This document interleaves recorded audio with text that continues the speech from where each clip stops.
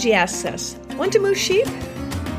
Now, what I know about livestock fills the head of a pin, with space left over. But when the opportunity to walk thousands of sheep 100 miles to their shearing camp, an occasion that I doubt would ever come my way again, I said yes. Sure, there are plenty of reasons to say no. I just returned from 4 months in South America, and I was backlogged on work for this podcast, plus I missed my regular routine.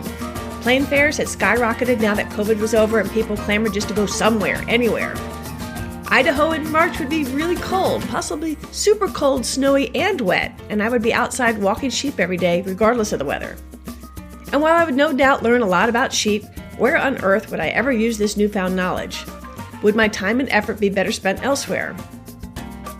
However, my eyes and ears perked up right away when Angie mentioned it. I mean, how cool is that? How unusual and how far from my regular life and routine would this be? I decided right then to make it happen. The simple exercise of saying yes to new opportunities that pop up here and there has led to profound improvements in my life. And it is often by these random yeses that have brought me the coolest, usually positive, life-altering changes in my life. That yes to Angie led to one of the coolest experiences of my life. I will be telling you more about my sheep moving experience as we explore the power of saying yes and why you should add more yeses to your calendar in order to lead a richer and more fulfilling life.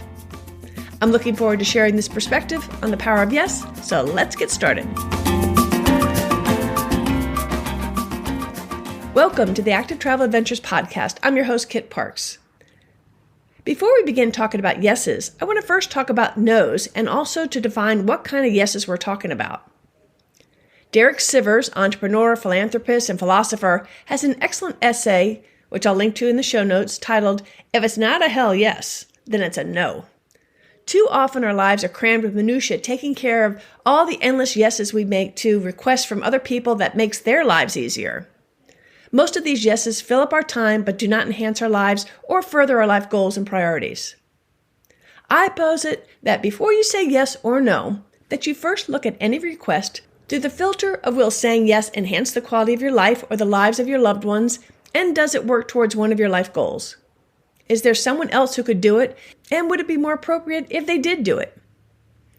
Unless you can heartily agree that the yes moves your life forward in the direction you want to go, then use all of your powers to say no. Doing so will free up time in your life so you can say yes to the potentially positive opportunities that come your way. If saying no is hard for you, try using one of my all-time favorite sayings, I'm sorry, that just doesn't work for me, and then just shut up. You don't have to explain. There's no reason they have to know why it doesn't work for you. I've used that in countless instances, and truly it is a great expression. That just doesn't work for me. Try it sometime. Let me know how it works for you. In contrast, the kinds of yeses I would like to see you take more advantage of are the intriguing events that don't come by every day, like moving sheep, for example. Why would saying yes to these odd opportunities be empowering? Usually when someone asks you to do something you've never done before, there's an element of risk. I'm not talking about risk of life or limb, but risk of failure or looking silly. I believe we all have a superpower or two, and one of mine happens to be that I'm not afraid to fail. It's not that I like it, but I sure don't beat myself up when I do fail, as generally speaking, something good comes out of it that I wouldn't have experienced had I not gone through this, whatever it was that I failed at. While I don't think that the experience of moving sheep would offer much downside on the failure end, things could go awry. Would I be a bad sheep herder? Could I walk 100 miles in the cold Idaho pre-spring? I'd be living with somebody I only knew from the Costa Rica Camino hike and had never met her husband. How would that go? Mom always told me that, like fish, guests begin to stink after 2 days, and I'd be there for 2 weeks living in their house. Would Angie and her husband be chomping at the bit to get rid of me and have their house back to themselves? It's got to be a pretty stressful time of year, especially for the husband, and here they have a house guest? But I was pretty confident that things would work out and that my body could handle the walk. One thing I like is challenging myself by putting myself in foreign situations, not knowing at all what to expect.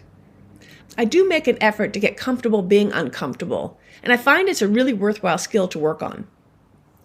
That's because you don't grow when you do the same things over and over again. You grow by stretching your boundaries and your horizons.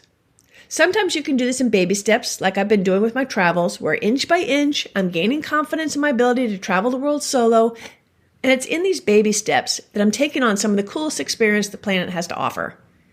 Sometimes, like when you're moving sheep, there are no baby steps. You just leap. Richard Branson, founder of Virgin Air and explorer extraordinaire, says, if someone offers you an amazing opportunity to do something and you're not sure you can do it, say yes. Then learn how to do it later. Branson's willingness to say yes not only has his staff calling him Dr. Yes, but it has given him a life I covet, as he has tried some truly interesting adventures, from kite surfing the English Channel to ballooning across the Atlantic Ocean. He's even gone on a suborbital spaceflight on his Virgin Galactic space enterprise. Saying yes can add definite spice to your life, as well as helping you to build your self-confidence. Saying yes keeps life interesting by allowing you to remain curious about life and the world. What else is new and exciting around the corner?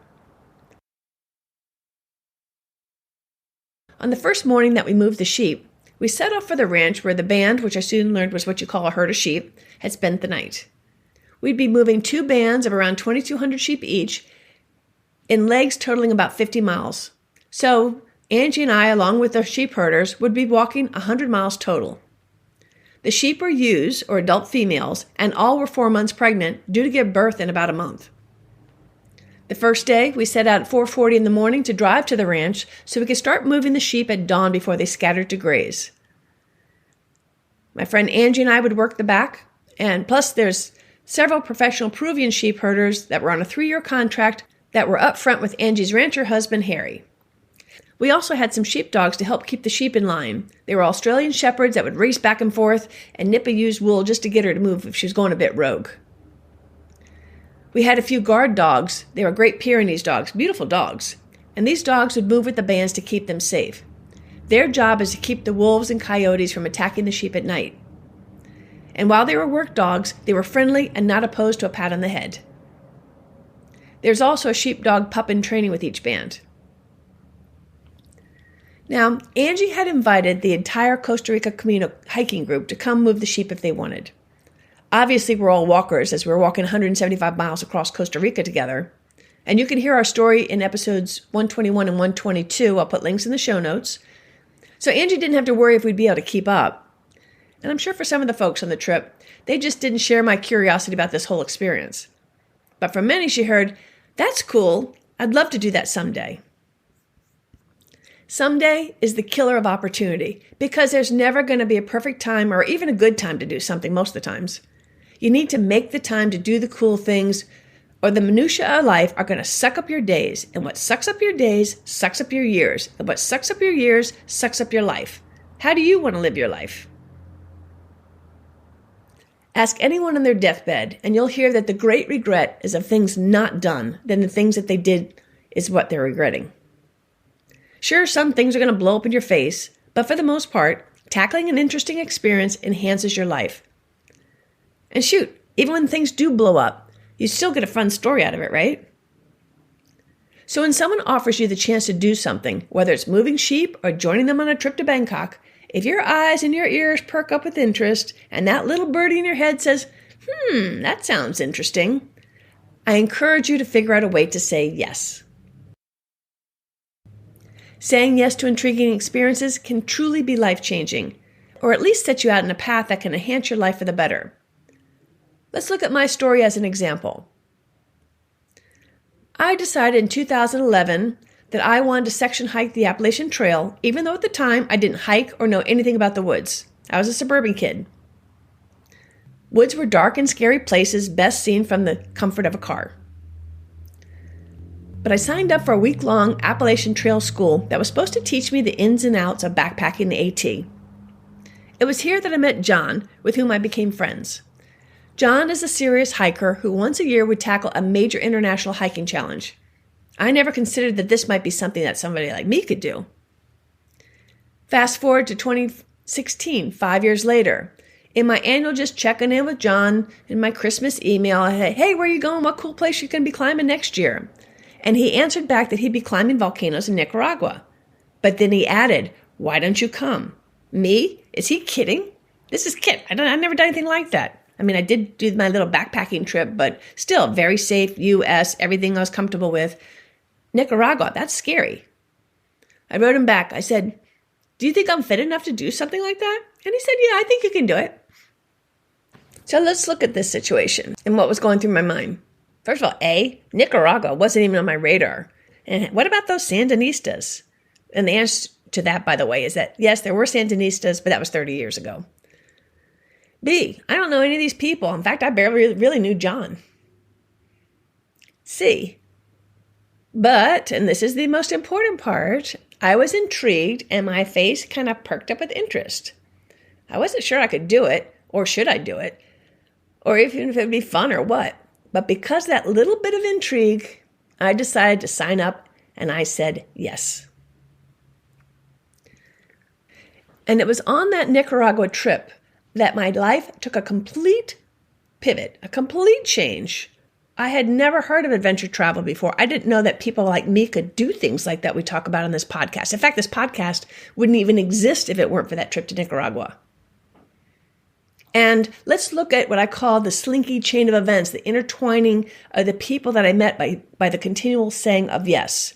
So I go on this Nicaragua trip, and there I meet a gentleman by the name of Jamie. He was a 39-year-old gentleman from Scotland, and he invited all of us to his 40th hiking birthday party 4 months later.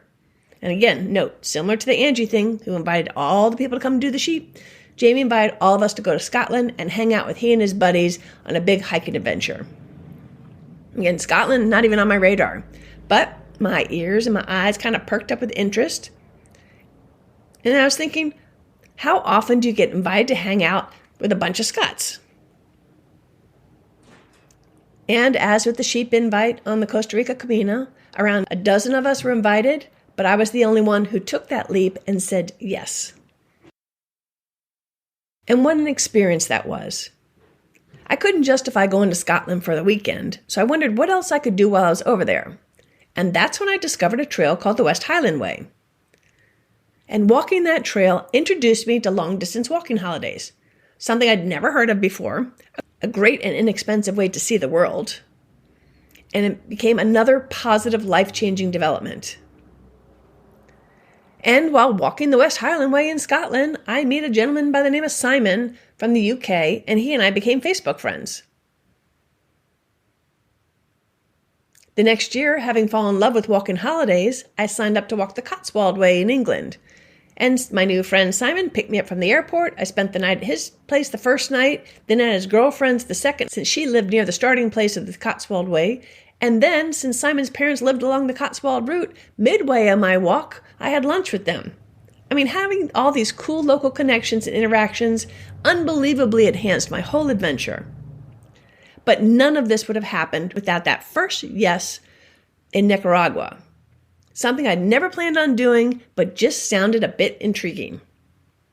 So please, whenever you are presented with an interesting opportunity and you have an immediate positive vibe, or you think, that sounds interesting, figure out how to say yes instead of mentally listing all the reasons to say no. Sheep are herd animals, which means they prefer sticking together. Sometimes the sheep would smush and shoulder each other and fit together so tightly together that you'd chuckle. But if the ones in the back slowed down a bit and the band got strung out a half a mile or so, we would encourage the sheep by calling out, "Let's go, girls. Come on, ladies. Tighten up, oosha, oosha." Oosha being a made-up Peruvian word that the herder Silmar used, and we picked that up. Sometimes, for unknown reasons, the sheep would run, so we would have to jog to keep up. Surprisingly, we averaged 3 miles an hour, which I think was because we were walking maybe like 2.5 miles an hour, but we were running often enough that we brought up that average. The first day, because there wasn't a suitable place to bed the sheep for the night, we had to walk 18 miles, a long day for both the sheep and us. And since we were trailing, and that's the name for moving the sheep, so we were trailing 2 bands of sheep, that meant that Angie and I, along with the crew, had to walk 18 miles 2 days in a row. I figured I could do it since I'd walked 20 miles twice before, once actually being the Costa Rica Camino the year before. But I knew it would be tough, particularly since I hadn't conditioned my feet ahead of time. But I knew somehow I would make myself do it. However, I made one stupid amateur mistake. The temps were around freezing and I hate the cold. It had snowed the day before, so I put these thermal inserts that I'd used in Antarctica in my hiking boots to keep my feet warmer. Now, I know better than to experiment with new gear while you're out hiking or doing whatever it is that you're doing, whether it's biking, whatever. I didn't test them back home in these hiking boots. I'd used them in muck boots in Antarctica. And in this instant, just putting that simple shoe insert was a stupid, painful error. Yes, it kept my feet warmer, but it also filled up the shoe box. So later in the day, about 16 miles in, now my feet are swollen, it started hurting on the top where the big toe meets the foot. But I was like, we only have 4 more miles to go. It's just a little more than an hour. Stopping, I should tell you, while you're trailing means that you're going to have to do a hard run, a quarter mile to catch up with the band because they never stop. So I just ignored the pain. But boy, did I pay the price for those bruises for the remainder of the trip. Every morning, my feet would just scream when I put on the boots, but fortunately, maybe after half an hour, they gave up yelling. It was a stupid amateur error. I remember thinking at the time, since it technically wasn't a hot spot, I could feel it felt like somebody was just taking their thumb and just pressing down. So it was different than like the form of a blister. So I figured I could just safely ignore the pressure and the pain that first day, but boy, was I wrong. So don't do what I do. Listen to your body and in your feet in particular, and stop and address the issue right away, even if it means you're going to have to run at a fast pace to chase down some sheep. Fortunately, since Costa Rica, I've been trying to walk about 5 miles a day to keep my feet conditioned to longer mileage. So I didn't really have any trouble with the daily miles. One day, in fact, we only walked 8 miles and exclaimed that it was such a nice short day. I can't believe that Angie and I thought that 8 miles was a breeze. There's a time that 8 miles would have crippled me. When you say yes to unusual experiences, you, by the very nature of saying yes, now open yourself up to meeting and interacting with a completely different sphere of people, and you can make new friends with people who lead an entirely different life from you. I love meeting people from different walks of life for the stimulating conversation, plus it feeds my naturally curious self.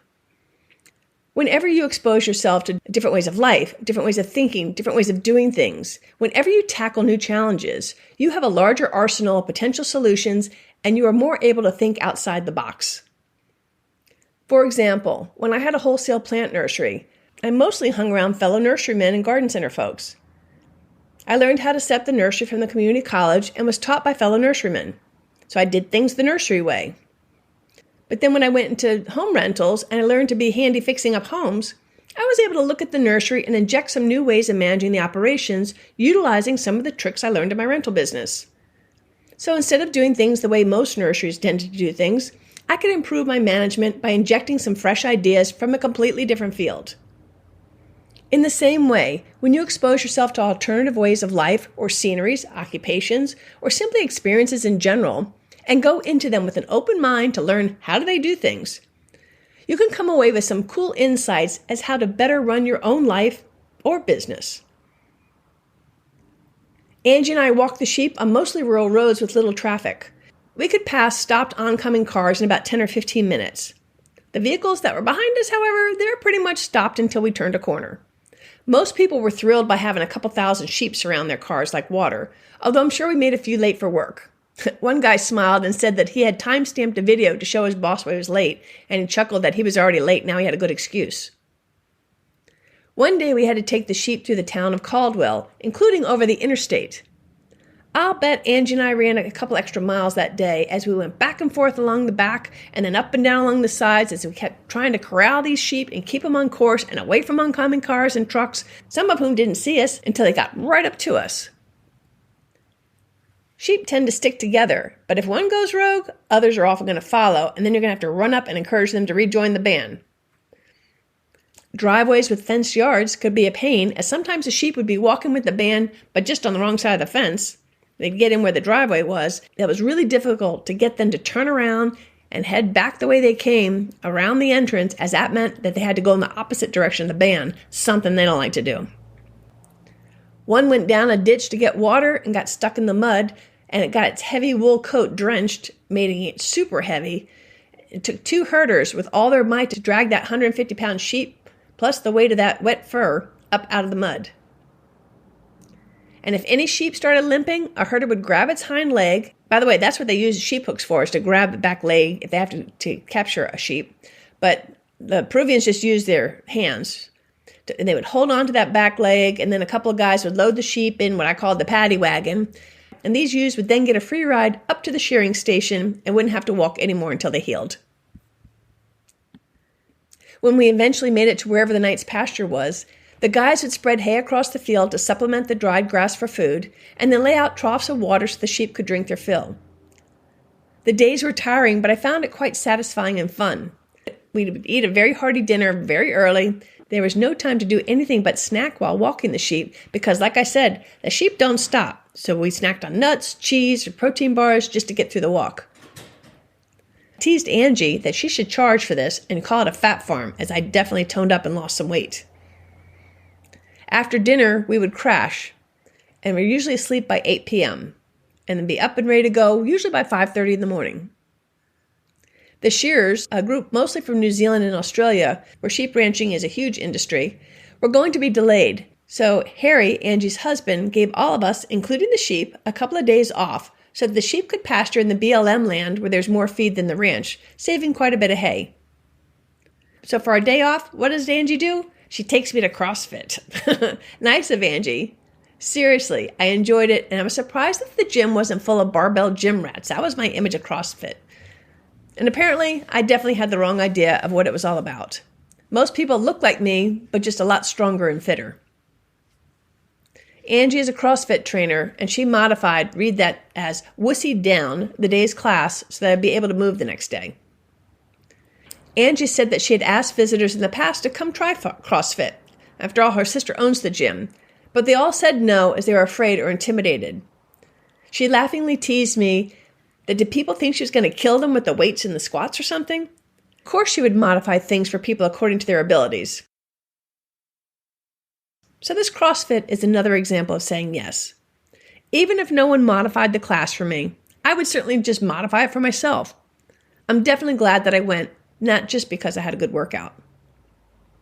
I'm closing in on 63 now, and I'm starting to see, frankly, year by year, shall we say, some differences in my strength and what I'm able to do. And I'm also more aware of body parts like hips and knees these days. Never used to pay attention to that in the past. 2 things struck me from that first CrossFit class, and we ended up taking 3 classes while I was there. I learned I'm really losing my upper body strength, and I don't know how to jump. I'm used to having pretty strong arms, and when not traveling, I would do push-ups and core work on Monday, Wednesdays, and Fridays. But when I travel, I mainly just walk, and I don't worry too much about my regular exercise routine. I noticed after I got back from 4 months in South America that I had to get back on my knees to do my push-ups after I'd finally gotten up to doing real push-ups. But they did this one push-up at CrossFit. I think they called it like an inchworm push-up or something like that. And it was so difficult for me. I can't even explain how to do it, but you're on a chair, you're leaning down, so you're putting total body weight on these arms. And I realized that I'm no longer at that age where I can let things go. I can't wait till I get home anymore to pick things back up. I'm going to have to keep maintaining my fitness while I'm on these travels. So regaining my upper arm strength is going to be a big priority for me from now on. So making myself at least do the push-ups whenever I travel. That was a huge wake-up call for me. And now let's get to the jumping. I'm not sure whenever I'd ever need to jump, but I had to admit I was really embarrassed at how little I could get my body and both my feet up and off the ground. And we're talking less than a foot here, I'm sad to say. Some of the CrossFit folks in that class had worked up to jumping what looked like a 30-inch box, and most were jumping onto a 24-inch box. Now, I'm sure once upon a time they jumped just as sadly as I was doing that day, but they had progressed to an impressive height. And I have no aspirations to jump as high as they did, but I don't think it would kill me to work up to at least 1.5 feet. Who knows? One day it might come in handy. CrossFit may not have been as exciting as moving the sheep, but by saying yes to Angie that day, I got a much-needed wake-up call regarding my own fitness and health. I might be joining Angie in Vietnam next fall, and I told her when she next saw me to ask me to do 30 push-ups to see how I do. We've talked about the power of yes expanding your creativity and problem-solving skills, of how it satisfies your curiosity and offers new experiences and opportunities. But one of the most important reasons to say yes is often it's just simply a lot of fun. And who doesn't need more fun in their lives? I got tons of laughs from climbing volcanoes in Nicaragua, from celebrating with a bunch of Scots, and from walking 4,000 sheep the back roads of Idaho. What opportunities can you say yes to? From the differing odd yeses I've experienced, I now have friends from all over the world. Each yes expands my circle, and each of these expanded circles means more opportunities to say yes. The year before I said yes to Nicaragua, I was exploring southern France. One Sunday, while checking into a hotel, I started chatting with the gal behind me who was also checking in. Venti and I then went to dinner later, spending a total of about 2 hours together, but we became Facebook friends. The next summer, she said she was going camping in Glacier National Park for 3 weeks, and would I care to join her? I said yes, figuring if it didn't work out, Mr. MasterCard could solve the problem and I could rent a car and do my own thing. On the way to Glacier, we stopped by our friend Elle's home for a couple of days, thus adding Elle's to my circle. The following spring, one of the guys who I went to Nicaragua with was organizing a trip to Bhutan. I immediately said yes, and I invited Elle's and Venti, and Elle said yes. We jumped at this opportunity and not only had an amazing time, but we further widened our circle. Like I said, I liken this to like a tangled slinky where each connection, new friends and acquaintance, winds around this never-ending circle of opportunities, excitement, fun, and new friendships. I had a dramatic mindset change around the time of my 50s. Prior, I led what we would consider a pretty normal, predictable life. But in the last dozen years, I have traveled and hiked the world. I'm getting bolder and bolder in what I'm willing to try, especially by myself. I attribute a lot of the fun I've been having to the power of yes. The more I say yes, the more I meet others who are also having some pretty cool experiences, and these people give me the inspiration and the confidence to do more. After all, like me, we're all just ordinary people, but we are having extraordinary experiences because we say yes. And then we figure out how we're going to make it happen, just like Sir Richard Branson advised. A lot of the skills, travel tips, and even money-saving tips can be found on my companion podcast, the Adventure Travel Show podcast. I'll put links in the show notes. So please don't let money stop you from saying yes. That's one of the big bugaboos. Oh, I can't afford it. You'd be surprised at how cheaply you can travel. I don't travel high on the hog, and usually it's cheaper than if I were home in the States. You would be surprised at how inexpensively you can achieve some of your dreams. I recently read a book called 30 Lessons from Living by Carl Pilmer, where a researcher interviewed thousands of older people he calls experts on their best life lessons. An overwhelming number said to say yes to opportunities. According to the author, the expert's advice is, and I quote, to embrace new challenges at every turn, saying yes as often as possible. The most frequently reported regrets about work in particular included times when opportunity knocked and they kept the door firmly closed. According to the elders, the greatest reward you can receive in your career is the opportunity to do more. From the book, here's the story of 73-year-old Joe, someone who came from little, succeeded as an entrepreneur, and translated his life experience into training for elite business students. His most important lesson? Say yes. Here's Joe. The lesson I learned is that it really pays to say yes, unless you have a really solid reason to say no. And in my work life, I didn't say no. I agreed to do things. It wasn't all fun all the time, but it often led to something interesting. The opportunities come, and if you say yes, you don't do too much twice. This principle is true with work, with volunteering, and all kinds of things where people say, you want to do this? Well, why not? Life gets boring if you say, no, I don't want to try anything new. And people shouldn't be held back because they don't think they're qualified. I can think of any number of things I didn't think I was qualified to do, but if somebody else does, take their word for it and give it a go. You can learn, or compensate for it in lots of ways. So if you're one of these people that says, no, I can't do that, or I don't want to do that, you're missing a lot of what life has to offer. Life is an adventure, but to take advantage of it, you have to say yes to things.